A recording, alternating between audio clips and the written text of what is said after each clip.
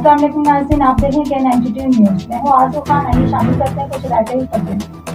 کراچی سے آپ کو اپڈیٹ کریں گے۔ کراچی میونسپل ورکرز الائنس نے اقلیتی ملازمین کے دل جیت لیے۔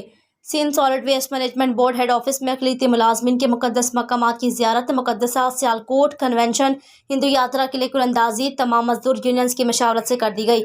سالڈ ویسٹ بورڈ کے ڈائریکٹر آپریشن و قائم مقام سیکرٹری بورڈ طارق علی نظامانی نے خوش نصیب ملازمین کے ناموں کا اعلان کیا۔ ضلع جنوبی صدر زون، ولیاری زون، ضلع شرقی کے گلشن زون اور جمشید، چاروں زونوں سے 40 ملازمین کو کامیاب قرار پایا۔